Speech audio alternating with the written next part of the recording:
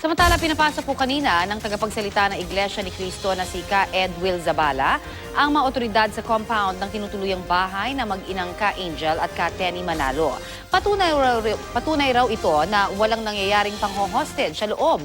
Balitang hatid, DJ Sabale.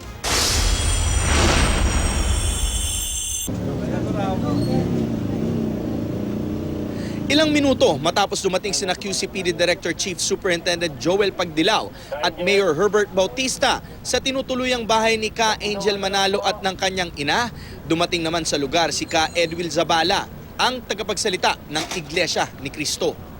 Nag-request po sa Iglesia ni Cristo sina General Pagdilaw na naririto ngayon, humihingi ng permiso na i-check kung totoo ba yung mga aligasyon na lumabas sa araw na ito. Ayon kay Ka Edwil, ang pagpayag daw nila na makapasok ang mga otoridad sa compound ng Iglesia ni Cristo ay patunay na walang katotohanan ang mga bintang sa kanila. Ang gate po ay wala sa kontrol ng iglesia. Yung pinto sa loob ay hindi rin po kontrolado ng iglesia.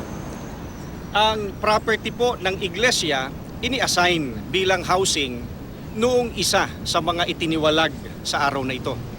Giit pa ni Ka Edwil, walang dapat sagutin o patunayan ng iglesia dahil hindi naman sila ang nag-akusa.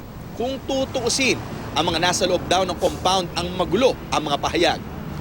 Ang unang sinabi nila kanina, nandiyan sila Major Marcelo, bata raw po ang gumagawa.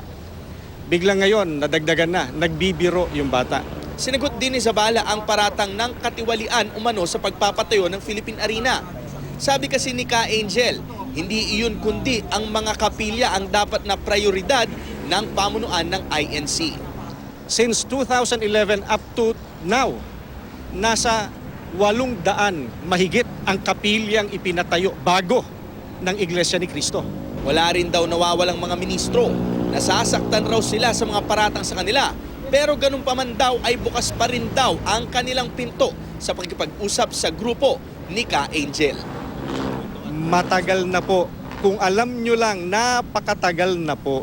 Napakatagal na. Napatutunayan lang po, sila ang tumatanggi dahil may iba pong nais. Mayroon pong ibang agenda. Jay Sabale, GMA News.